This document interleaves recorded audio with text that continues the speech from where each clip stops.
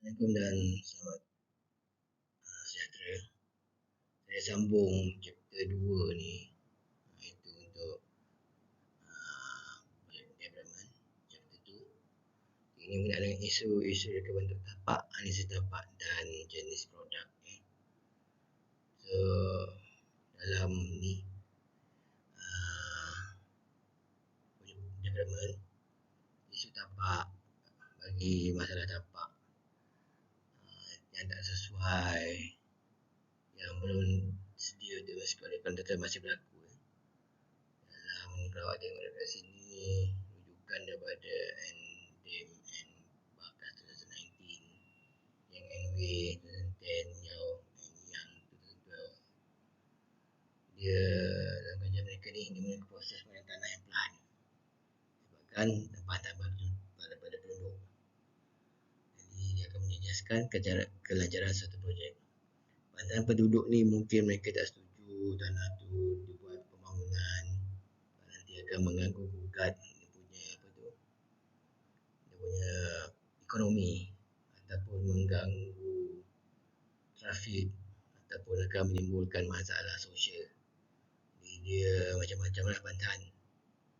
Jadi proses yang mengambil tanah ni dia ambil masa.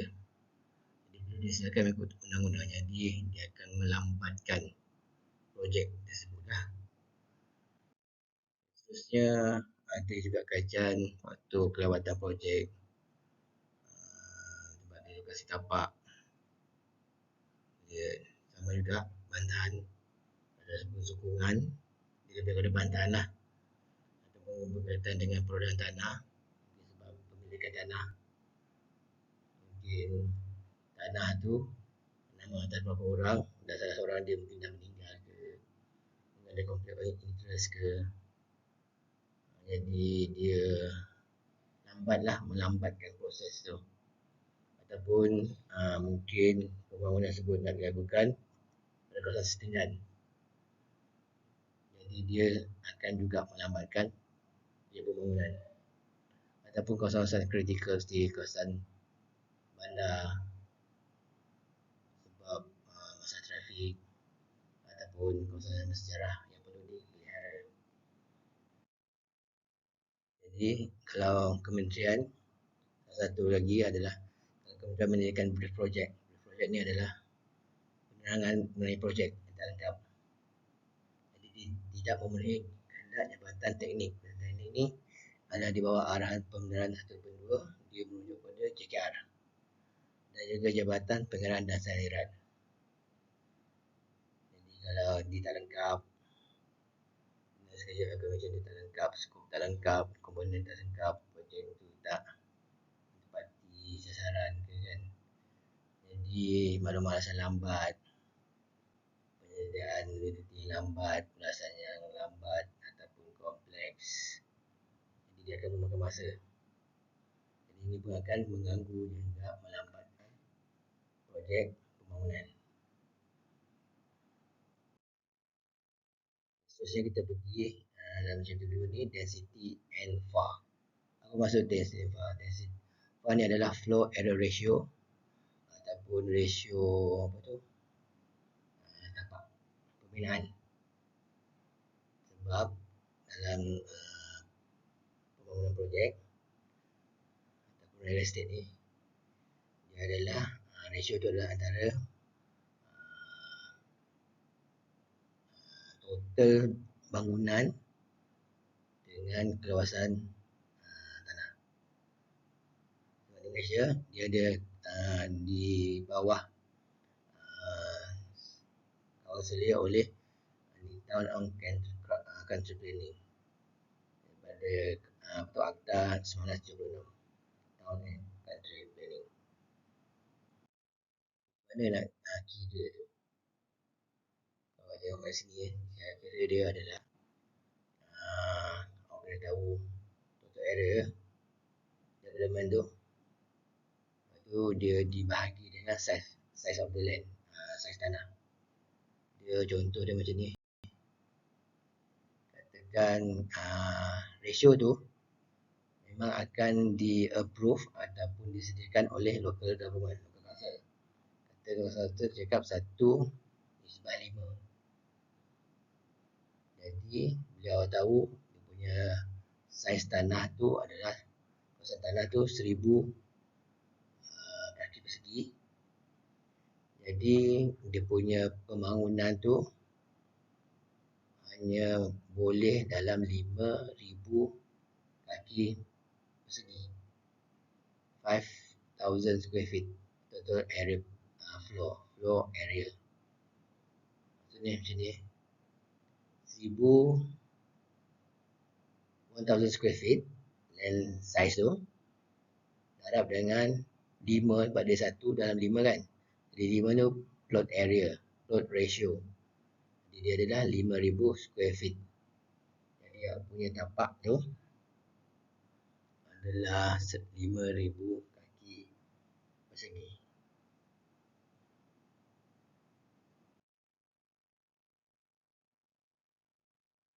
Okay. Dan apa pula maksudnya density? Density adalah maksudnya ni, the intensity of use of land reckoned or expressed in terms of number of person, dwelling units or habitable room, or any combination of those factors per unit area of land. And for the purpose of this definition, habitable room does not include a kitchen, storeroom, utility room, laboratory, bathroom, or garage. Maksudnya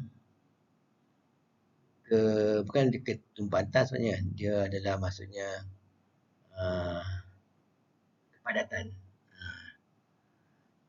Kepadatan ruang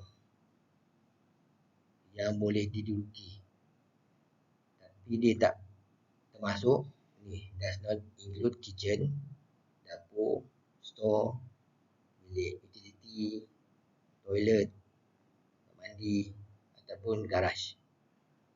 Okay. Itu adalah maksudnya density. Dalam di Malaysia ni, plot ratio are determined by local council and guided by state guideline. Dia disediakan oleh council, ada pembenaran, yang pembenaran raya semua tu, dan di based on ataupun di kawal ataupun panduan dia daripada negeri state. Dia ada bawah kerajaan negeri. Okey.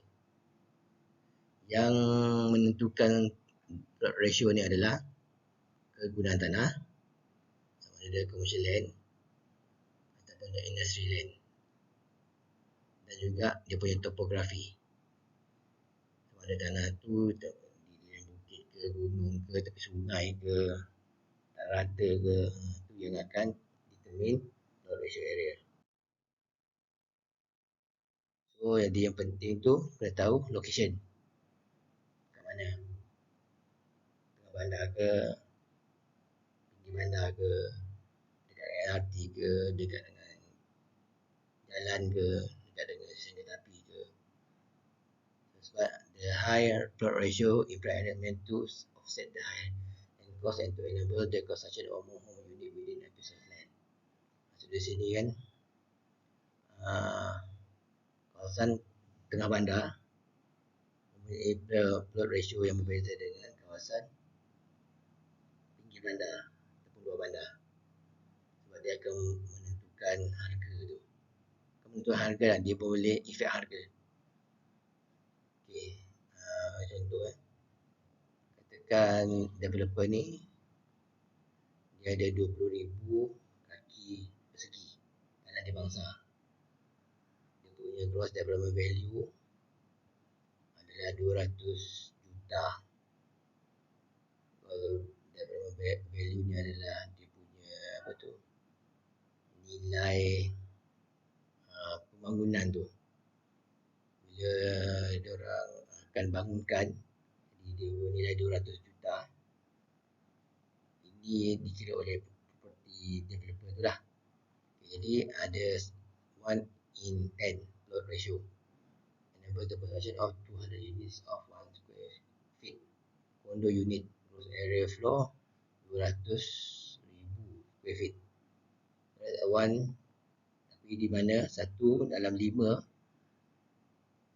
ratio will only possible for only 100 units. Sebab macam ni, satu ni kan 500 kan, ada satu dan 5 ni possible only 100 unit. For the former, untuk yang sebelum ni, each unit will cost 1 million ataupun 200 juta per 200 unit. While the latter would cost each home buyer a whopping 2 million for the same unit. Maksudnya harga di bangsa dengan harga di sini. Ini bangsa.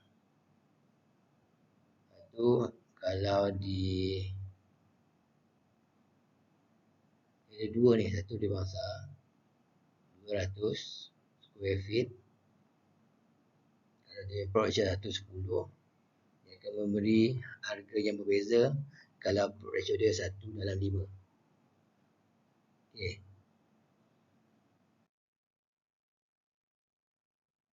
Jadi apakah, what is a plot ratio cap? Ada tak dia punya cap? Penanda dia. Jadi kalau nak tahu, kena tengoklah plan. Maksudnya rancangan tempatan ataupun rancangan struktur di majlis PBT. Jadi baru tahu ada ke tak. Tapi dalam pada 2019, Federal Minister dia dah announce semua development dia punya maximum adalah 110 dalam Kuala Lumpur punya plan lah. Okay. Jadi nak tahu dia punya plot ratio, kena tengok local plan, rancangan tempatan. Dan juga tadi adalah plot ratio untuk pembinaan. Ini green plot ratio. Dia nak biar ada pembangunan tu, ada juga dia menjaga ataupun dia melupakan ni alam sekitar ni, pokok-pokok ni untuk greenery. Dia ada pengiraan dia macam ni, leaf area index. Pengiraan dia adalah macam ni. Jadi pertumbuhan bandar ni, musim bandar dia jadi penggunaan kereta pun meningkat kan, sebab bila pertumbuhan fungsi bandar tu meningkat, penggunaan kereta pun meningkat. Jadi permintaan untuk ruang perletak kereta pun meningkat. Jadi bila projek bangunan ni dia kena fikirkan tentang juga kapak lah. Sebab ada kajian menunjukkan ketidakcukupan untuk parking. Boleh nampak kan, Putrajaya, di KL, parking double. Banyaklah kes yang kau baca. Double park dekat flat, dekat apartment, dekat area rumah, jalan, kedai kan. Kau tengok sini. Jadi bilangan tempat letak kereta ni TLK, dia sebenarnya bergantung kepada kalau private rumah, ada yang dia beli rumah apartment, dia rumah satu unit, mungkin ada developers dia sediakan satu unit parking. Kalau nak lebih parking, kena beli satu lagi. Itu kalau yang apartment ataupun flat kan. Ada kalau flat yang murah, dia tak ada beli parking. Kalau nampak ada satu kat KL kan, maju banyak tu, kita kuasa tu, itu tak ada beli parking. Jadi parking tu kadang-kadang satu rumah tu ada 4-5 kereta, memang padat lah. Jadi pemaju perlu gunakan TLK bukan sahaja untuk penduduk ataupun penghuni rumah, mungkin pelawat. Itu yang jadi kadang-kadang kepadatan tinggi.